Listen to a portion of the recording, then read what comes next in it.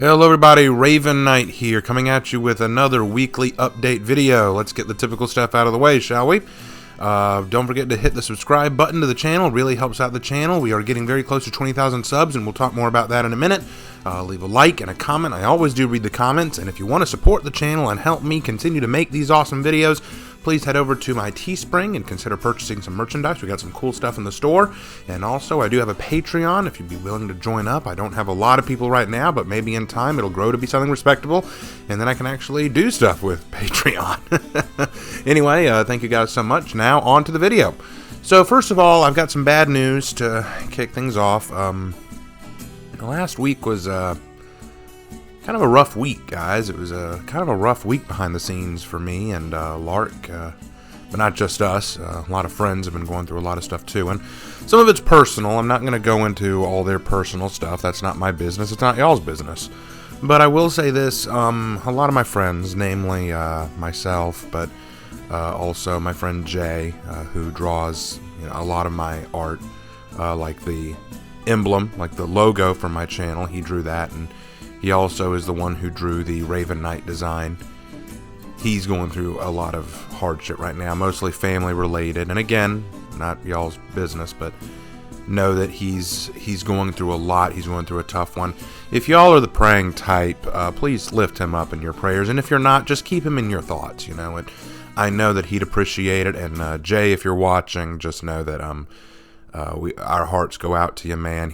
It's real rough for him. And also, guys, I'll be honest, Saturday night for me was very, very exhausting. Probably one of the worst nights I've had on the job at a Longhorns or at any restaurant in a long, long time. It was very, very rough and not at all profitable to warrant it.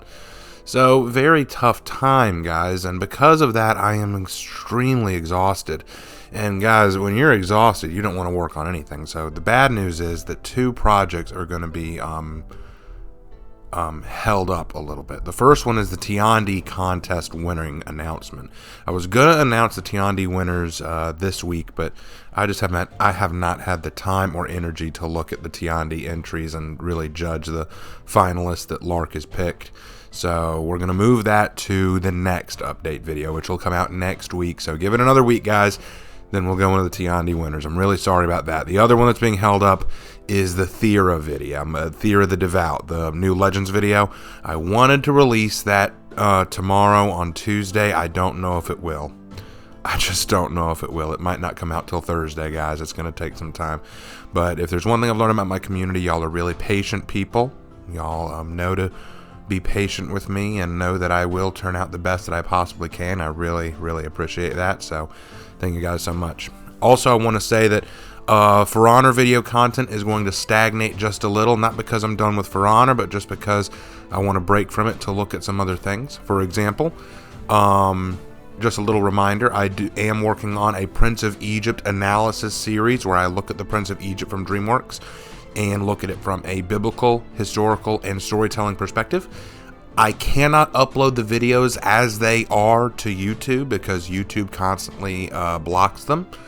But I am uploading them to BitChute, and the links to parts 1 and 2 will be in the description. I highly encourage you to go check it out. If you are at all a fan of the Prince of Egypt or at all a fan of the Bible story of Moses, please go check it out. It's a lot of fun. I love making them. And part 3 is in the middle of being drafted. And part 3 is going to be a doozy because we're going to be talking about the plagues of Egypt, what they represented, what they meant, and maybe whether or not there's any historical precedent to them happening.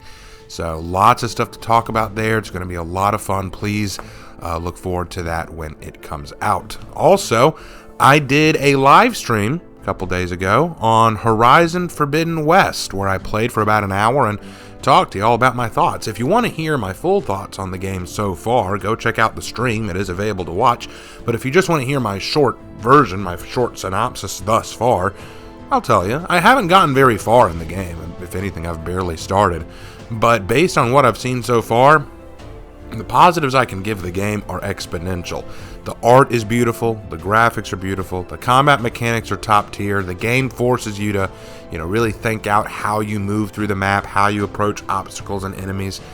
If anything, it's gotten better since the last game. I think that it's one of these few moments where you can actually look at the sequel and say, yeah, you really knew what you were doing. You knew how to take everything good from the last game and just up the ante in a huge way.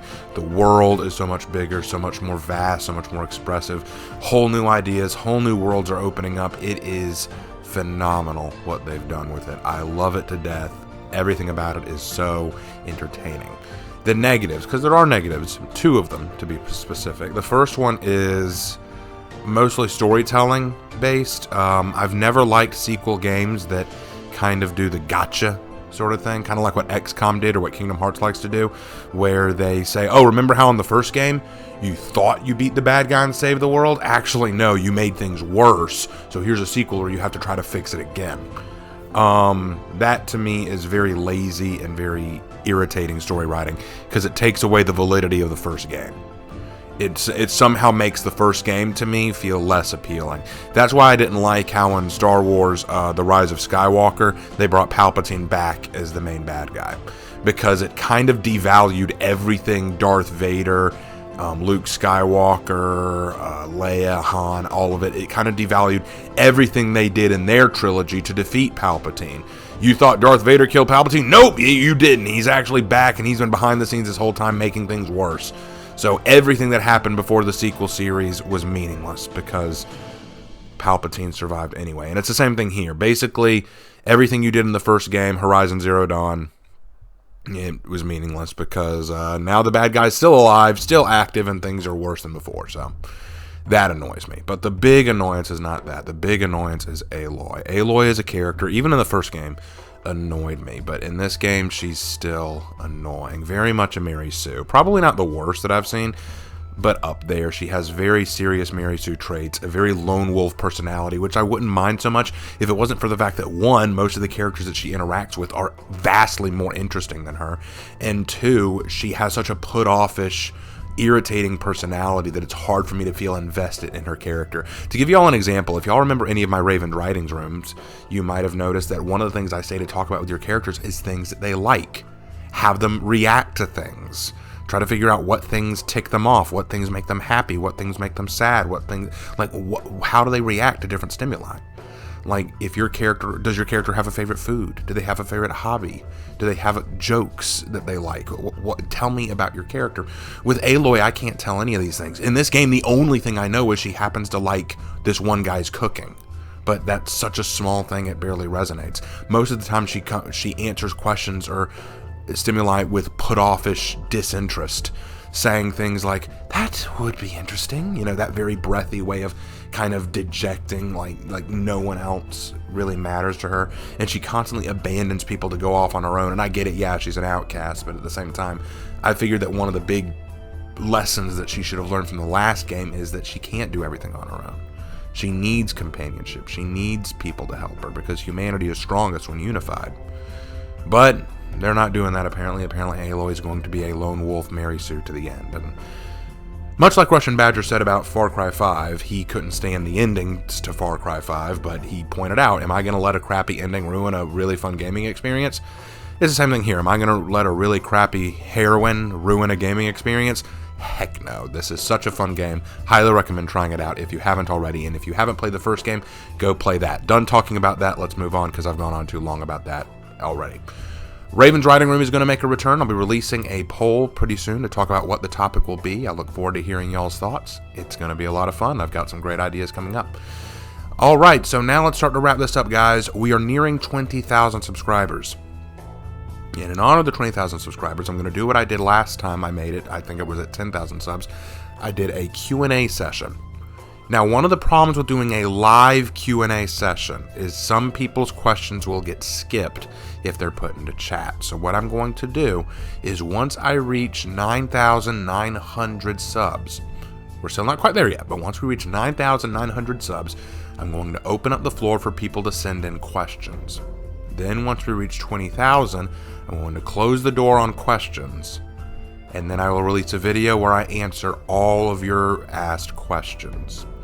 And I will do it showing my face. I'm not going to hide behind my avatar. I'm going to show my face. So I think it'll be It'll be kind of fun. So come up with good questions, guys. And once I reach 19,900, we will do that. Awesome. Now, before we go, normally this would be the part where I do a story sharing time, but I actually want to do something a little different, if you will humor me. I want to thank all of you for watching, by the way, up to this point. If you're done with the update video, if updates are all you wanted to see, you can leave now. Thank you so much for dropping by. If you want to hear me get a little personal for a minute, stay with me. I promise I'll keep this as short as I can. I was asked by a lot of people after I made my response video to It's Gonna Be All White, that Showtime trailer about this new documentary series that is incredibly racist. A lot of people were telling me, hey man, you should do a full-on review of the first episode. It's free on YouTube right now. Please, take a look at it. And I'm thinking about doing it. Let me know in the comment section if that's something you'd like to see me do. I'm more than willing to. I just want to know if that's something that y'all would actually like and if y'all would enjoy it. I don't mind doing it. Just let me know. I'll take a look. I don't mind. But there's something that I want to get off my chest. It's something that I've been thinking about ever since I saw the trailer. And it's been kind of eating at me for a while, but I want to say it because I think it needs to be said. I think the reason the trailer gets me so mad is not because of fragile whiteness or whatever bullcrap they say. The reason it irks me is because one of the lines said in the trailer, this lady said it. She said one of the definitions of American whiteness is ignorance. Not knowing our own history, being ignorant of reality. So we white people, me, I'm ignorant of reality. That kind of hurt, not because of fragile whiteness, but because in reality, the reality that I've known, I never looked at reality as white people are better than anybody. I've never seen it that way. In fact, the more I think back on my life, the more I realize that I'm blessed to have so many friends and connections who are so different from me, not just in race, but in every walk of life. This isn't one of those, oh, I have black friends. No, really, hear me out on this. In most of the restaurants that I worked at, in fact, in most of the jobs I've worked at, I used to work on a concrete construction company. I used to work as a custodian in my own church. I've worked in 3 or 4 different restaurants. I've worked as a teacher. Most of my best friends were people who looked and acted almost nothing like me. It's true. When I was a teacher at a middle school, my best friend was the SRO, who was the social resources officer, basically a police officer who works inside the school. He was black. We used to talk all the time before school started about his family and about his son, about him going through elementary school and what that's like for him. We love talking to each other. He's a great guy, still is a great guy. Pulled me over one time while I was jogging just to talk to me. He was amazing. In the restaurants I've worked at, most of the guys in the restaurants that I work at, behind the line in the cooking area, that a lot of those guys are black. But they are some of the nicest people you'll ever meet. Anytime I come in, they say my name, they shout out to me, they go, hey man, how you doing? They'll walk over, they'll fist bump you, and I'll say, hey, what's going on? They'll say, man, I'm here just working, I'm making that bottom dollar, man. And then I'll go, how's your girl? And it's like, oh, man, and we have long conversations about everything. We'll talk about comics, we'll talk about animes that we've been getting into, we'll talk about relationship struggles, we'll talk about how much we hate going to work. It's so much fun. In fact, when I got my leg injury at work, the very first one who reached out to me after the manager, of course, was one of them. It was Dominique. He was one of the cooks. He and I talked all the time. Race wasn't an issue to him. Race wasn't an issue to that SRO. Of the girls I've dated, of the few I've dated, some of the best were not even from this country. Most of them, the ones that I dated that I enjoyed the most, were from Asia. I dated a girl from Korea, from China, from Japan. Those are the 3 that stick out to me the most. But not because they were from another country, but because they were the most genuine to me. They never used me. Some of the girls I dated cheated on me, used me, were just crazy. But I never felt that from them. The only reason I broke it off with any of them was because usually they went back to their home country, or I ended up moving away. I have a lot of pleasant memories with them. But they were Asian. I was white. That was reality. But we never looked at it in terms of, oh, I'm better than you or I'm better than you. In fact, I loved learning about them and they loved learning about me. They didn't look at America as some place to be afraid of, or to look at white people as people to be afraid of. They were happy to learn about me and my family. In fact, one of them, the girl from Korea that I dated, she came home with me to meet my family on Thanksgiving break. And she had a ball, and my family loved her. It had nothing to do with race. And when I was going through school, some of my friends, this one Hispanic boy, his name is David. He and I were best buds. Hard to understand him sometimes. He had a really thick accent, but he always had this smile on his face. It never went away. I can't remember a single moment I've ever seen him cry. Well, okay, one time he fell and he busted his leg when we were kids, he was hurting then. But other than that, even when he had his cast on, he was beaming from ear to ear because he'd walk by and want people to sign his cast. None of them looked at me as ignorant. None of them treated me as less than them, and I didn't treat them less than me. Some of them I treated as better than me. Some of them had experiences and goals and positions that I never knew about and wanted to know more about. And they were anxious to tell me. They were happy to tell me. And they saw the same in me.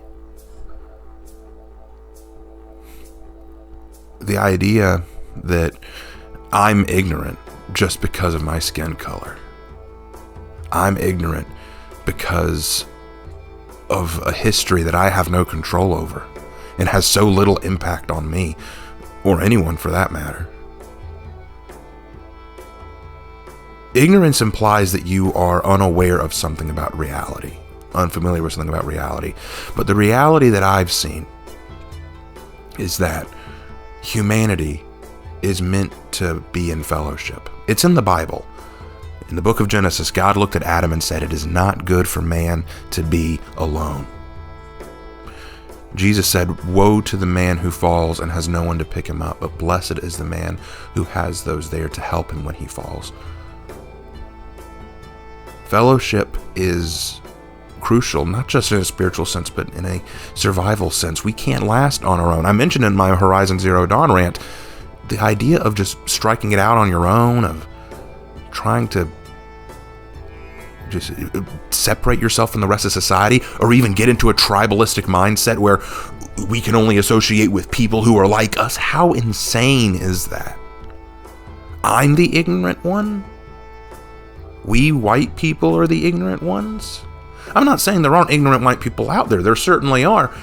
But if this show wants to tell me that I'm ignorant when it looks like they're the ignorant ones, they're the ones who have taken all their people of color, all these races and massively different life experiences and goals and understandings, and basically said because of one person's skin color, they are an other to be shamed and ridiculed. And any argument to the contrary is them being fragile. Have they ever taken the time to get to know someone who wasn't like them? And I don't just mean white people, I mean anyone who wasn't like them. Their Asian or Hispanic or black allies. Do they take the time to get to know people who they really are?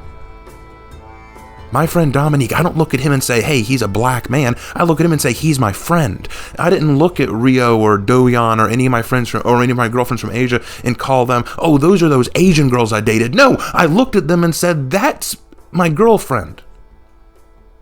I didn't look at David and say, hey, that's my Hispanic buddy. I said, that's David. He's my friend. So that's why the trailer got me so mad that I had to reply to it so quickly. It's not me that's ignorant. It's not white people as a whole that are ignorant. It's the people who made this show, because I'm willing to bet money they've never had any meaningful conversation with anyone who didn't agree with them lockstep. Have they talked to a person, not just a white person, but an Asian, black, or Hispanic person who did not agree with them in lockstep? Have they ever tried to understand another person's perspective when it didn't correlate with their worldview? Ignorance is an absence of understanding of reality, and I don't think these people have any understanding of reality. And it's sad. It's so sad, and I know I probably sound a little emotional right now. It's just hard to imagine that that's the way they think. I'm pleased to say that there are so many out there who can't stand what they saw in the trailer, and there are lots of people wiser and more well-known than me who have responded to it. Folks like Ruin Leon, Gothics, Steven Crowder, folks like them, they've all looked at this now. And even more than them, there are so many out there who've looked at it. And whether you agree with their politics or not, most of them have really good takes. Guys, I'm going to be real frank. Whether I respond to the first episode or not, y'all, again, let me know in the comments. I want y'all to know something. This is kind of what I want to leave y'all with. Kind of my last little lesson. Don't be ignorant. Don't be afraid of the world beyond you because it looks or feels different.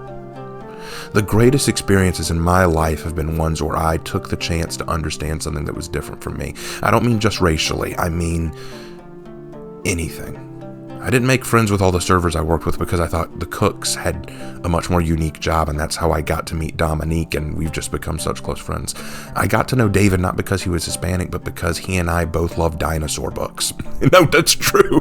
When we were in elementary school together, we both read the same dinosaur books, and we both talked about them.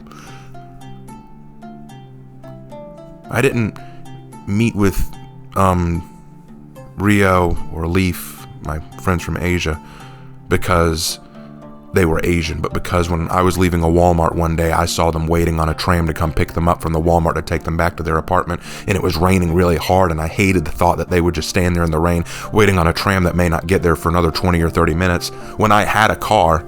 So I just asked them if they needed a ride, and they trusted me. Not because I was white, but because they recognized me from the campus. One of them actually shared a class with me and said, yes, we could use a ride. Guys, I can't see myself as ignorant of the world when I've worked so hard to understand it better. I have lived most of my life jealous of people who have gotten to see and experience the wider world than me. That's why I learn history. It's why I learn culture. It's why I talk to people with different life experiences and understand the world in a different way. But according to these people, because I'm white, I'm just born ignorant. We're all ignorant.